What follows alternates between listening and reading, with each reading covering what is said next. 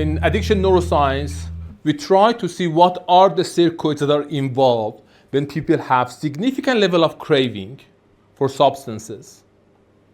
And what would be the situation that they can have control on the craving? So there is an accumulating level of science that when we are in a craving state, there is a specific circuit in the brain that gets overactivated, and we call it DMN. Anybody who knows it stands for what? DMN network. It's for default mode network, right? So default mode network. And then there is a reduction activity in what we call executive control network.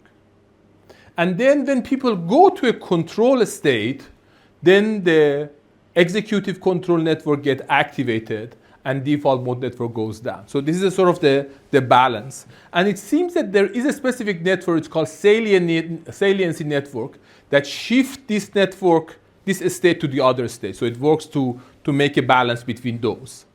And even those who, it's not about drug, even when you have craving for food, I'm not sure have you ever experienced that, when you have food craving, it's hard to continue doing your studies. It's hard to get focused. You feel that I'm hungry, I need to eat something, and then you start to just feel your body, and you feel that you have a significant level of hunger or craving for food, and you cannot get focused. Then your executive control network, which helps you to be focused and get things done, it goes down, and default mode network goes up. And then when you eat and when you have a control, then your executive control network comes back and default mode network goes down. So it's a kind of balance.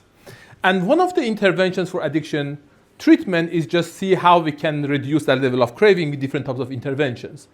And there are, as you can imagine, different circuit-based therapeutics that we can modulate these circuits and change the way that these circuits are working.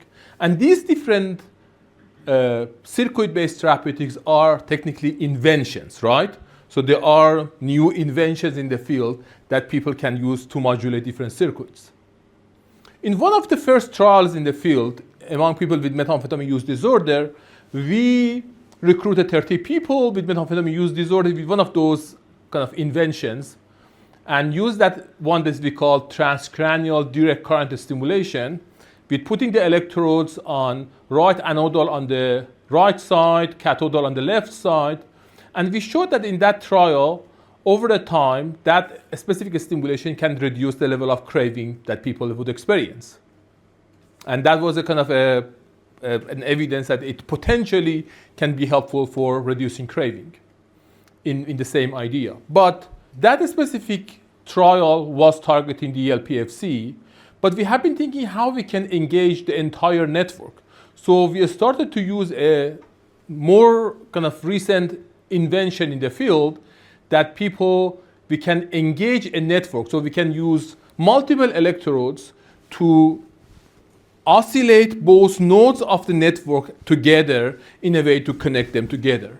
And this is called transcranial alternating current stimulation, and doing frontoparietal or engaging that frontoparietal network or executive control network. And this is the way that we can target those areas and engage dorsolateral prefrontal cortex, posterior parietal cortex, because they are technically modulating subcortical areas like striatum, nucleus accumbens, amygdala, ventral tegmental areas, those areas that are subcortical in the brain. In a trial, we show that, yes, if we do the frontoparietal stimulation, we can reduce the level of activation in subcortical areas like amygdala, ventral tegmental area, or striatum. Okay? And also we showed that we can engage, this is the area that we have been doing the stimulation, we can engage that frontoparietal circuit, and when we engage that, there is a reduction in activation in subcortical area. So we can do what we call top-down regulation. With cortical areas, we can suppress subcortical areas that are generating that emotions and craving and other things. But interestingly, on that specific trial, we have not been able to show that the craving is reducing. So we showed that we can reduce the level of activation in subcortical areas, but craving was not kind of impacted, or it was not affected very much with the intervention that we have been doing. That was very frustrating because it was something like 3 years of a trial. It was a large trial, and it was, at the end of the day, it was just not as effective as what we have been expecting before. And then we have been looking into the kind of data that we had. We have been targeting F4P4 in the brain. And when we looked into the data, I mean, that's a kind of a further details in the paper, but we showed that the network that is controlling craving is mainly not on the P4 part, but also in the CP5, which is a little bit lower and more towards the anterior part of the brain. So we realized that we have not been targeting the right network. It was a part of the executive control network. We had the control on the subcortical areas, but it was not exactly doing things in a way that we have been interested to engage craving part. And then that is the new kind of setting that we have, that we are targeting F3 CP5 and F4 CP6 on both sides of the brain inside the scanner. So this is like a new setting that we have. We do this kind of imaging inside the scanner and target that specific network. So trying to bring those technologies to addiction treatment. The other thing that we realized, that when we have been doing the synchronization between these two nodes,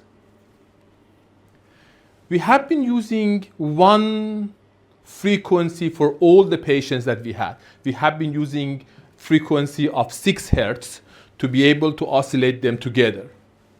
But we realized that patients, they have different frequencies to engage that network. Some of them are 6 hertz, some of them are 7 hertz, some of them are 8, some of them are 5. So there is a difference in terms of the way that this circuit is actually oscillating when they want to have control on their craving. So there is a sort of a parameter space in terms of the frequency and the ideal frequency for somebody to be able to engage that network. The other thing that we realized, that when we are doing this oscillation, we need to have a little bit of phase difference between the frontal and parietal part, because technically frontal part is driving the parietal part. So frontal part should be a little bit ahead of the parietal part. There should be a little bit of phase difference. And based on the size of your brain and different factors, that phase difference is also different across different patients. So there is a little bit of kind of phase difference as well that we need to seek into. So there is a large parameter space that each specific patient could have a specific best optimum way of doing that, which makes things complex to do. So to be able to kind of make that happen, we have been starting to look into doing the stimulation inside the scanner to be able to record how these things are actually connecting to each other. So we have been doing the stimulation while we have been recording inside the scanner in terms of how these nodes are interacting and how they are getting connected. So we have been measuring, so putting people inside the scanner, doing the stimulation inside the scanner, and recording whether the frontal and parietal part are getting connected to each other or not. And then we have been optimizing the stimulation inside the scanner, going between different frequencies, different phases, to find what is going to be the optimum phase and frequency of that specific individual patient to be able to find the optimum way of doing that. And it's called what we call closed loop transcranial electrical stimulation, fMRI at the same time. This is kind of this is the first time that somebody has done this sort of closed loop interaction. And this is a setting that we developed with 2 brilliant postdocs, Aki and Benny, and kind of those challenges that we had to develop everything from scratch. It takes time, but it's just exciting to do that. And then you have people from engineering side, from mathematics, from physics, all working together in the field of addiction medicine and see how we can develop a new intervention in the field. And this is the first time that we reported that as a sort of closed loop real-time TSFMRI. Some initial results, this is a trial we have done in normal human people, normal healthy participants as a kind of a starting point, but we showed that over the time we can increase the connectivity, specifically with that individualized stimulation.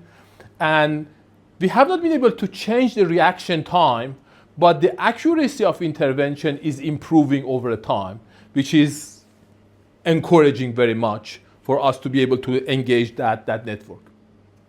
And interestingly, because these electrical stimulation devices, they can be home-based, and people can, even you can go online and look into different versions of them that people are developing, but these are not personalized. These are something like people tried it, and some people realized they are working for them. Just, trial and error, and they found that, okay, if I put this in this area and do a little bit of electrical stimulation, it is working for me. So there is a potential, if we can develop that pipeline, and if we can find the right electrical stimulation way, we can use that in a home-based setting, and that could be something that could be used when people have craving, 2 a.m. in the morning, they do not have access to treatment, they cannot find their sponsor, it's just hard to be a part of the recovery team and community, then they can use these sort of interventions. So that could be something that can be used in the field. The pipeline is available, and brilliant postdoc Ghazale is involved in that pipeline. It's already on a GUI, so people can use it for individualized, specifically targeting. This is for TMS, but we are making that publicly available so that others can use. And if you are interested, we publish a new kind of review over that is published on the cover of the American Journal of Psychiatry that is available for those who are interested.